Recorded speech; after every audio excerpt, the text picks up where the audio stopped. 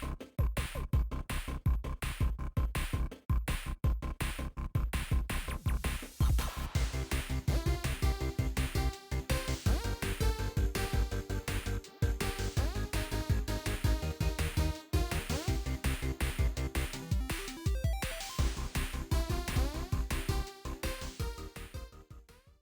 everyone, welcome back to the channel. And okay, in this video we need to have a very serious conversation about the current state of the hobby that is retro and vintage computing. And that is, we're all mature, right? I mean, we don't do lowbrow jokes. We don't do inappropriate jokes or anything like that. I mean, come on. Comparing the size of our floppy disks here, so immature, right? We're all adults. We don't need to be stooping this low. I know it's hard to do so, but hey, we all just need to grow up a little bit, right? Take the long, high road sometimes when we are talking about these things and stop beating around the bush. Now, with all that being said, check out my Wang. Oh, God. Oh, I'm gonna catch so much flack for that, for this intro. I know I will. I'm so glad I'm not monetized, or else I'd be demonetized. All right, so all jokes aside, this is a Wang personal computer, one of the various models that they've sold. This particular one is a Wang Alliance 760, which the only information I was able to really find about it was that it's powered by a 386. I typed this model number in, and realistically, there's only one listing that I was able to find on a vintage computer kind of information site, and it basically says that it's a 9293 that's powered by a 386. I'll show the website here up here.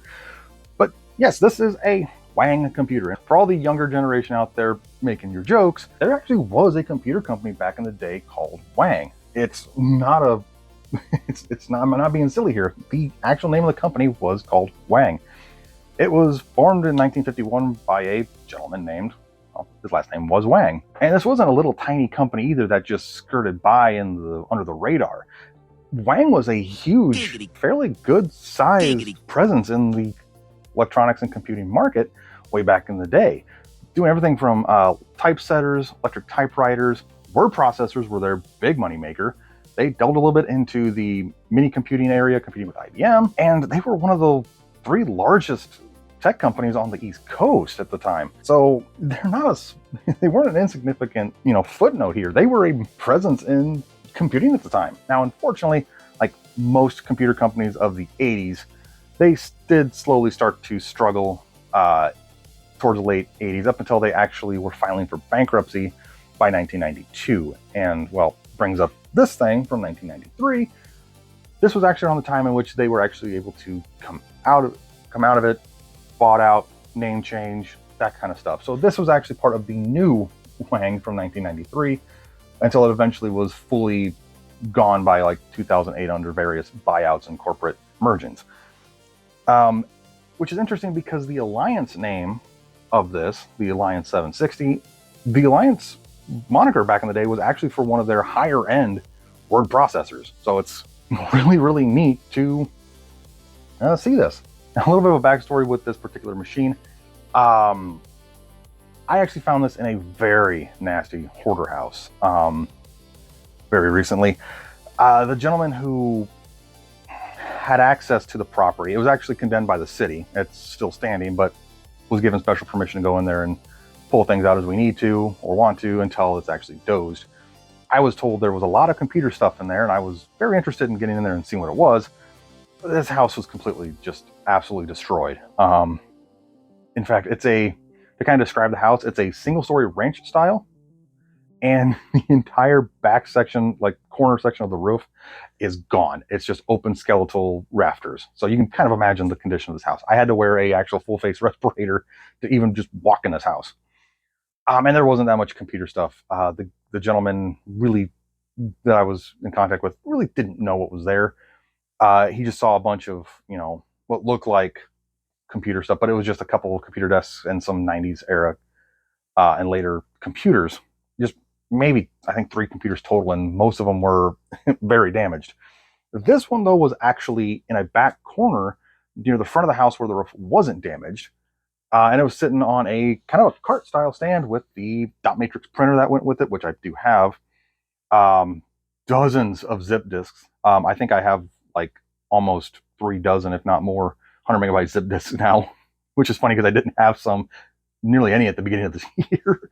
Some inbox software stuff that was a little damaged. I didn't bring that stuff, but I actually about just walked over this and just didn't grab it because, yeah, it's an early 90s computer, but it was in a hoarder house. I had no idea the condition of the internals of it. I about walked past it until I saw it said Wang, which, again, all jokes aside, I couldn't help but get my hands on it. Because this is the only Wang branded computer I've actually ever come across. I really can't say much more about it. I have never come across any other Wang branded computer of any kind. In fact, the only time I've ever seen Wang involved with retro computing was there's a floppy box around here somewhere that on the back says compatible with Compaq, IBM, Wang, and other personal computers. It's the only time I've ever seen the name, and now I have a physical representation of it. Maybe not the best physical representation, because, well, again, Wang had a way bigger presence in the 80s with mini computers and word processors, but it's still part of the Wang family, so it's really neat addition to my game, or to my computer room down here. Now, in this video, we're not going to be doing a restoration of this at all, mainly because of the fact, since I have not found too much information on this specific model, the Alliance 760, I thought it'd be better to do kind of a PC archaeology, much like I did with the AST Bravo and the Xeos 46 and Pentium based computers. There's not too much information on them out there, especially when it comes to restoration videos or teardowns. So not really going to be restoring it in this video. This is more taking apart, seeing what kind of hardware it has, and then getting a game plan for a future restoration and do a full documentation of it. I just mainly want to crack into it and see what this thing might need. Hopefully it's not hopefully it's not battery bombed or nothing. But yeah, let's take a good look at it and go from there. First up is the keyboard, and as you can see, it's, well, a generic of the era PS2 style keyboard. For whatever reason, he has Q and W switched around, and then he even wrote down what they are. I have no idea what happened there, but it's very reminiscent of like the IBM Model M in a lot of ways. In fact, listen. It's not buckling spring, but I do believe this is a mechanical keyboard. I have no idea what the switches are in it or not. For anyone wondering, yeah, there's really not a model number on it. It just says serial number 992002301, made in Taiwan, Republic of China. That tells you how old this thing is. And an FCC ID number of GS23TYCSK-1101S. Now, because Wang has a history with word processing, I'm not surprised that this keyboard feels really good. It's just really dirty. In fact, I'm gonna wash my hands when I get done. But yeah, it doesn't surprise me that this has a really nice feeling keyboard. I am curious as to what the switches are, so if anyone knows what kind of keyboard this is, what kind of switches it might have, put it down in the comments. I'd love to know. Next is the lovely Wang branded monitor. Very nice, basic, generic looking VGA monitor. And yes, it is VGA, even though it is missing, I don't even see it, about 5 pins, which is not too weird for VGA connectors of this era. You did need every pin to function. And a very bulky looking cable. In fact, most of the time I see cable ends like this, it's mainly because the monitor was previously at one point CGA or EGA. They used the same housing, just updated the internals to VGA and just had a bunch of wire left over. In fact, interestingly, the cable says Gold Star, which, for people who may not be aware, Gold Star became LG, Lucky Gold Star. So, still around. Yeah, on the back we have horizontal shift and vertical size. Manufactured in April 1992. We have an FCC ID number of CSYSC-4031VA and a model number of, I believe that's 1410. Really nice. Really easy swivel and tilt. Brightness, contrast. Yeah. Really dirty, obviously. I want to get this thing cleaned up, but that's future problems. All right, and now for the meat and potatoes of the whole point of this video. This case does look familiar. Like, I don't know if Wang just slapped their name onto a generic PC clone or something. I don't know, because it kind of gives me, it kind of reminds me in a little bit of ways of Packard Bell, a little bit with some of the design, maybe early Hewlett Packard HP. We have a 5 1/4 drive over here, which is missing the lever arm. It was not missing that when I picked it up. So I wonder if it, because I saw that it was cracked and broken, so it might have fell off when I was getting this inside the house. So it's probably in my car somewhere. I'll need to see if I can find that. We have a standard 3.5-inch drive with a floppy. Panasonic KXP2023. This guy intended for use with IBM compatible PCs for Windows 3.1. Okay. This is actually the driver's floppy for the dot matrix printer that was with this. So I have the software. Maybe. It's still any good. I don't know if it is or not. But it does give me a clue as to what operating system this thing might be running. We have a sticker on top, which is basically the voltage warning 115 to 220 volt warning sticker you just slapped on top for whatever reason. All right, so on the back here, we have a really big surprise, and you might see it right away, but we'll definitely look at it when we crack this thing open. But we have the standard AT-style power supply with the pass-through here for your monitor. We have keyboard, mouse, which are PS2 based, which is not surprising. This is a 386 based machine from 92, 93. Most computers this era were AT keyboard based still, but a lot of the OEMs were switching to PS2. We have two serial pin serial ports. We have parallel printer port, and actually it is labeled printer. Then we have the VGA port over here, which is interesting because all the pins are open. Most of these OEMs that I see have one or two pins blocked off for, I guess, whatever reason. And then we have the 5 full height expansion slots. So the reason why this is extremely interesting, especially for a computer of this pizza box desktop style form factor, is most of the ones that you've seen on my channel have maybe 2 or 3 expansion slots. That's because most of these computers have everything on the motherboard as it is: sound chip, video chip, keyboard, mouse, serial, parallel. You really don't you don't need much except for maybe sound card or maybe modem card, Ethernet cards, that kind of stuff. And realistically, you wouldn't need more than 2 or 3 slots anyway. The fact that this has a total of 5 full height slots basically means that this thing's just as expandable as a full-size desktop would be, such as the 5160 or the 5170 or any of the other full height chassis. So actually very interesting. All right, I'm gonna get the screws out and get the cover off. All right.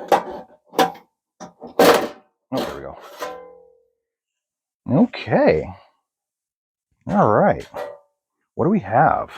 Okay, so I don't know if you can see it, but we have a sound card here. I'll take a look at it in a second. But we also have this handmade bracket for the hard drive. And that is very, very handmade. Front cover is broken and loose, but yeah, check it out. That's a homemade, like, bent aluminum piece of metal for a hard drive. Is that the only hard drive slot in it? I don't know yet. So here we have the internals of the Alliance 760. We have the 3.5-inch drive. We have a 5 1/4 drive here. I do see a hard drive underneath that in a factory bracket. So we have one hard drive, and then we have a homemade bracket here for a second hard drive, which is just really fascinating that somebody put a second hard drive in this chassis, especially if it's not really meant for it. So I wonder if he just needed more space, or if the original hard drive failed and it was, well, I don't know if it'd be too difficult to get to or not, because he went through all the work of building a bracket for it, which is just weird. But yeah, we have 3 full-length 16-bit ISO slots here, and we have 2 16-bit ISO slots there. We have a battery here, which is not factory because it has been replaced at some point. Interstate battery, LIT 2006. You know what? I wonder if I can buy these. The shop I work at is an interstate dealer, so I wonder if I could get some of these. I'm pretty sure this one's dead. Standard AT style power supply, labeled PS1 and PS2. Floppy cable that has a date code of 9203, so the original one basically. All right, let's take this out and see what kind of chips are down the board. All right, so we have the only expansion card in here, which is hilarious, which is a sound card. This is a Creative Sound Blaster CT2770, which is a Sound Blaster 16 value. Interesting. It's half populated down here with the controller for the Panasonic or Creative drive, not the Misumi or the Sony drive. So I think if I remember correctly, this should be able to use a standard IDE. There should be, I might be able to put a CD drive in here, I think, if I have with this card. Okay, so real quick, not sure if there's going to be a sound issue or not, because when I was moving this camera, I looked over and saw that my audio recording was not showing any waveform, which is weird because it was recording. but the light is on, so it is working, and there's a waveform now, so I don't know how much audio wasn't recorded. We'll have to see when I get this video uploaded, or the, the clips uploaded to my computer. Okay, so we have a Western Digital WD-90C11. I believe that is the video chip. 256 or 512K of RAM. We have a Western Digital W07 6030LU chip over here. We have some lovely 30-pin sims, and yes, those look like actual 30-pin sims, not like those weird 64-pin ones that were in that AST Bravo. So standard RAM I could upgrade later. We have another Western Digital chip, a WD76C10-LR, a WD76C20LU. Oh, what is that? Is that? Look at that. We have an AMD branded 386 SX25. But that is what I'm excited for right there. The matching 37SX Mathco processor. Finally, I have one of these OEM machines that has a Mathco processor. A bunch of supporting chips. I don't see any cache. I'm not sure where the cache is on here. We have the ROM chip. Yeah, I don't see where there's any cache. Everything looks kind of good in here. I think I might put the sound card back in and see if it powers up. I mean, the AST, okay, it didn't power up. It had a dead, shorted expansion card, which kept it from running. But once I removed it, everything ran. So everything looks okay. Let's power it up and see what we got. All right, so I've got the computer here hooked up to power, keyboard hooked up. It is very nasty. Again, I'm gonna have to scrub my hands when I get done touching this thing. I got some floppies here in case, well, more than likely, the hard drive not working. So, I just throw some power at it and see what happens.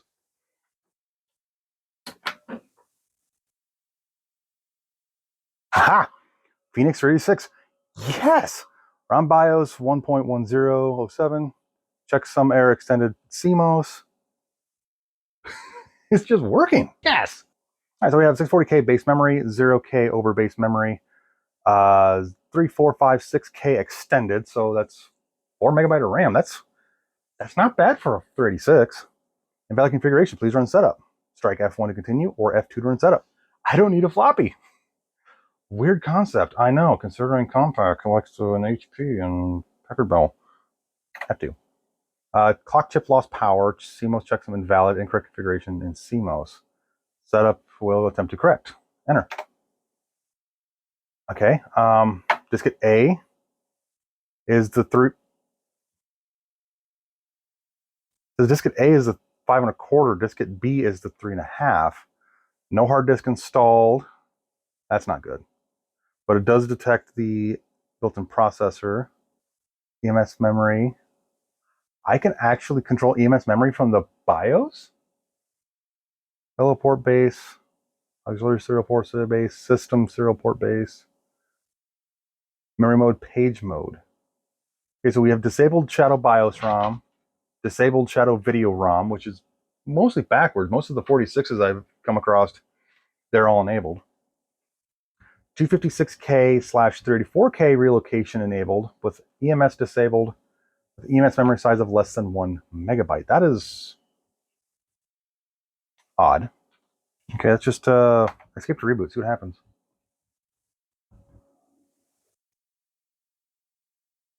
I don't hear the hard drive spinning up. So we're just going to, all right, we're going to pop in a boot floppy and just see what happens. Okay, no boot device. F2 to retry. And we, yeah, let's move that to that. Let's switch those around. I think it's a 360. I'm going to assume that's a 1.2 meg drive. I have no idea for hard drive. So let's just, okay, but it did keep that. So let's just see what happens if we do that. Oh, it's still trying to, let's reboot it. Ooh, I wonder if that battery's dead, it might not be saving the settings from warm reboot to warm reboot, so it might not actually ever boot from 3.5-inch floppy because it might be thinking that's B drive. That's weird. Why would it default to? Well, no, it kept that diskette A was the 3.5. Oh, let's just reboot it. I mean, anyway, it is working. So yeah, it's actually really interesting. All right, so this particular Wang Alliance 760 has 4 MB of RAM. I don't know if that's factory or not. I see mismatched sticks, so some apparently got upgraded at some point. So I'm going to say factory spec was probably 2 MB of RAM. No boot device. It is trying to boot from. It's trying to boot from the 5 1/4. That's not right at all. Okay. I'm going to try a couple things real quick. Okay, so here's the problem I noticed. One is the factory drive that's underneath this 5 1/4 drive is plugged into power and IDE, so that might be dead. This auxiliary one, though, that got put in after the fact, IDE's plugged in but no power. So I'd have to take this drive out and plug power back in and see if it would work, which I do have a flathead screwdriver. I could try that. But the other weird thing is this cable is for the floppies. A drive is actually the 5 1/4 and B drive is actually the 3.5. That is so strange. I just want to see what happens if I can plug that other hard drive in. Maybe there's something weird going on. Well, hey, ID's not even plugged in at all. All right, let's plug the second drive in. Look at that. We have system board components. So we have, yeah, everything. Okay, so yeah, 512K of video RAM. Sim banks, bank 01. We have the 36SX CPU, the SX coprocessor slot, floppy IDE, LED, battery connector, BIOS, system board jumpers. Here we go. 1024 by 768 by 16 mode enabled, multi-sync monitor timing enabled, VGA type enabled, 800 by 600 die 2 by 1626 mode enabled, also VGA enabled. Interesting. This thing has a lot of options. All right, so yeah, I'm putting a little bit more effort into this than I thought I was going to for this video. I thought I was going to be taking a look at it and getting a game plan going for a possible restoration and diagnosing in the future, but it is mostly working. I just want to see how far I can get it to work in this video. That way I know a full restoration plan for the future. So let's just keep trying it. I hear the second hard drive spinning up. I don't think that one is, though. Yeah, I just want to see how much of this thing actually works. I have a... Okay, so we have invalid configuration. Okay, so I do have a boot disk on, it's MS-DOS 3.3 on 5 1/4. So we should be able to get it to boot. Now I know that it's hardwired to 5 1/4 being A.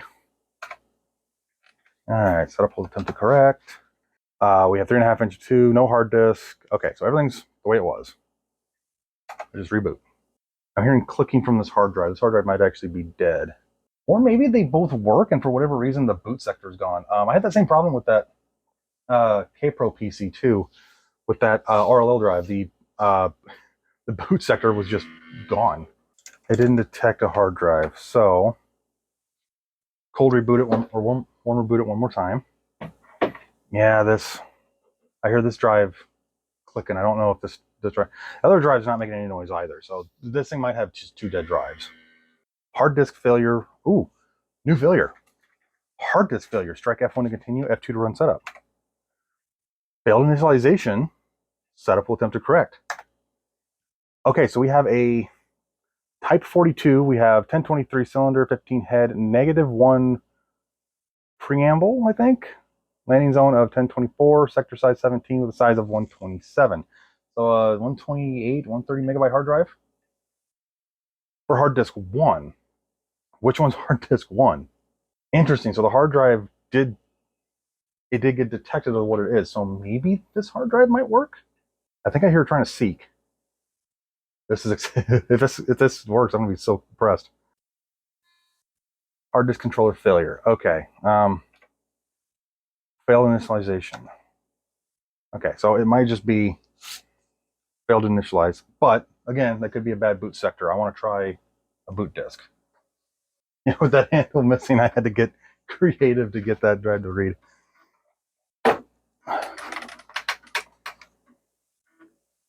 Okay, so DOS works. So let's try going to C. Invalid. Okay, so it does read that. Curious if it'll read a See if it'll read a floppy.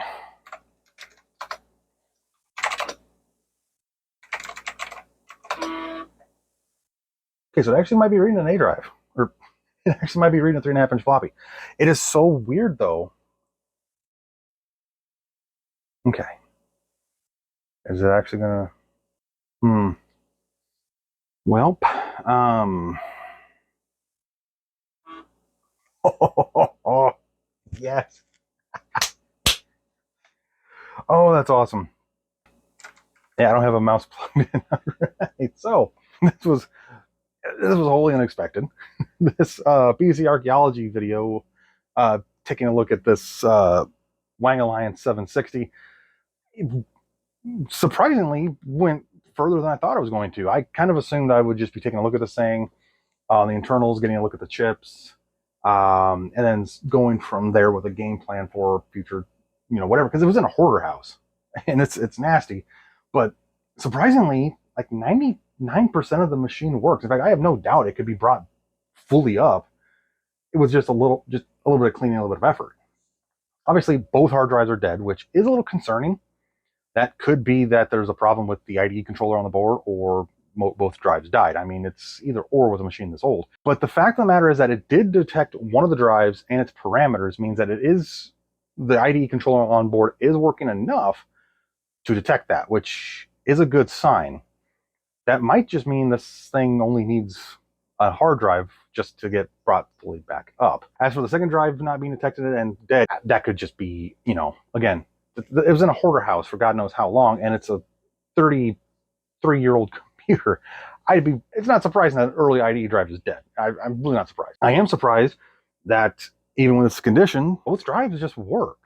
The 5.25 drive worked flawlessly. It was able to boot PC-DOS or MS-DOS 3.3, and it was able to boot up SimCity here using the 3.5-inch drive, which is a 720K formatted 3.5-inch floppy, even though it's a 1.44 megabyte drive. What is a little quirky is that the drives are flip-flopped hardware-wise, that the 5.25 is A and the 3.5 is B. I'm not too surprised by that though, given this is a 386, which is, given its era, 5.25 would have been pretty common and popular, especially a 1.2 megabyte drive.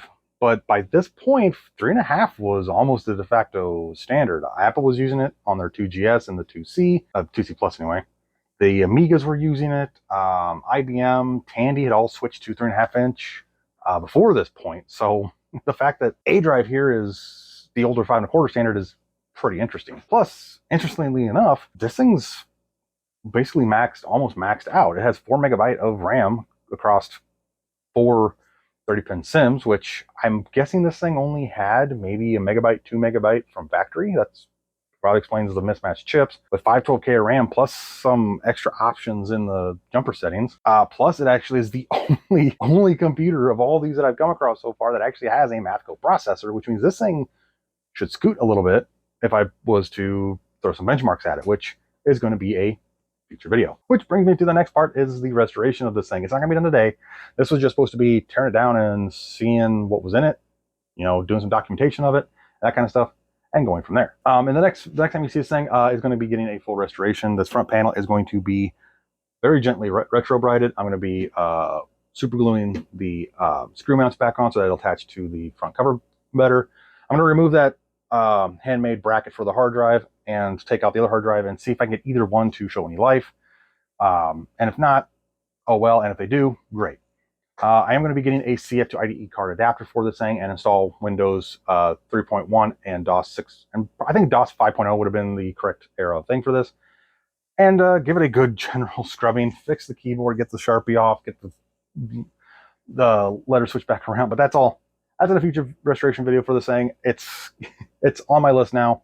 I'm going to be restoring this alongside the AST Bravo and the Zeos machines here in the future because I want to get those machines running too. They've been down here for too long. I want to get going.